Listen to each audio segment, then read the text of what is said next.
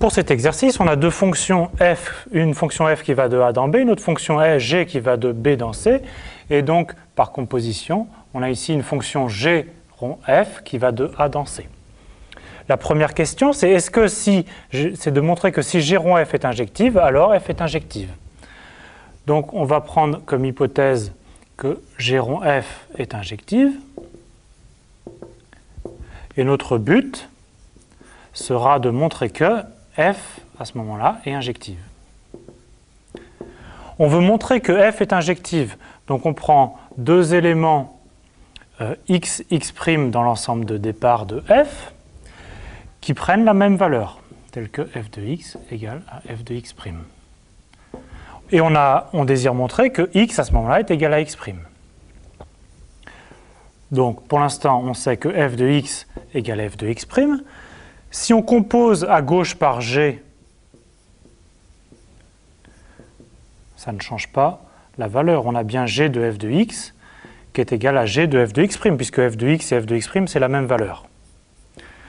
Mais maintenant, ceci, en termes de composition, c'est exactement dire que g rond f de x égale g rond f de x'.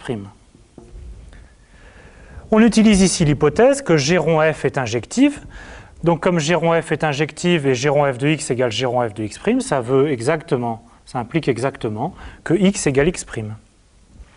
Maintenant, si on regarde bien ce qu'on a fait, on est parti de deux valeurs x et x' telles que f de x égale f de x'. On a montré que x égale x', donc f est injective.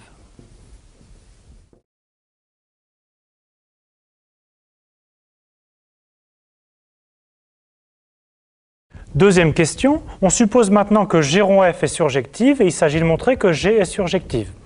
Donc on part comme hypothèse maintenant g rond f est surjective, on veut montrer que g est surjective.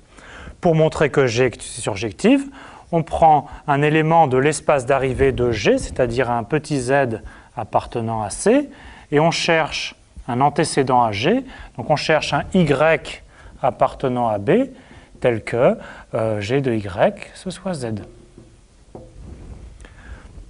On va utiliser notre hypothèse que g rond f est surjective. Comme g rond f est surjective,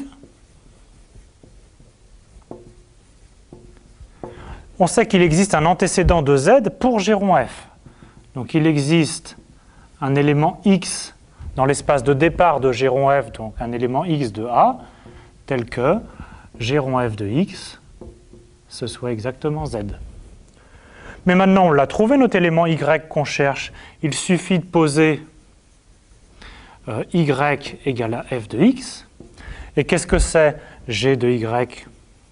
G de y, c'est maintenant g de f de x. Donc c'est bien g rond f de x, c'est exactement z. On est parti d'un élément de l'ensemble d'arrivée de g. On lui a trouvé un antécédent y.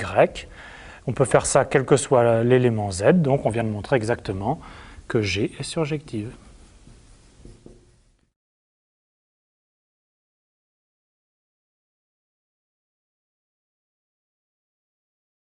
Dans cette troisième question, on a introduit une nouvelle fonction h qui va de C dans D, et on demande de démontrer que le fait que g rond f et h rond g soient bijectives, c'est équivalent au fait que les trois fonctions f, g et h soient bijectives. On va raisonner par une double implication. On va d'abord montrer le sens réciproque qui est plus facile. Donc on suppose que f, g et h sont bijectives. Et alors, par les théorèmes de composition, on sait que si f et g sont bijectives, alors g rond f est bijective. La composée de deux fonctions bijectives est bijective. Et de même, h et g sont bijectives, donc h rond g est bijective.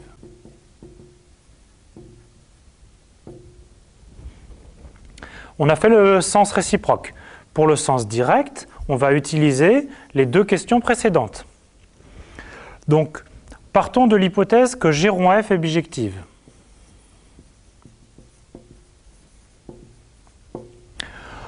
En particulier, ça implique qu'elle est surjective. Mais on a vu dans la deuxième question tout à l'heure que si g rond f est surjective, alors g est surjective. C'est exactement ce qu'on a fait dans la question 2. Si on part du fait que H rongé est bijective, en particulier H rongé est bijective, elle est injective. On a vu dans la question 1 que quand on a une composée qui est injective, le terme de droite dans la composée, ici c'est G, est injective. Donc G est injective. Qu'est-ce qu'on vient de montrer? On vient de montrer que G est surjective et G est injective, donc G est bijective. Donc on a montré bien que cet élément G est bijectif. Maintenant, c'est plus très dur de montrer que F et H sont aussi bijectives. Il suffit d'écrire par composition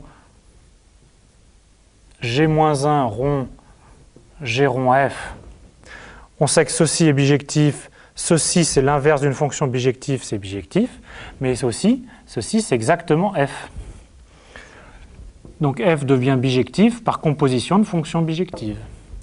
Et on écrit la même chose pour H rongé composé avec G-1, ceci c'est H et c'est aussi bijectif.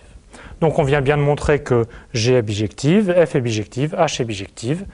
On a donc l'implication directe, et comme on avait l'implication réciproque, on a bien l'équivalence qui était demandée.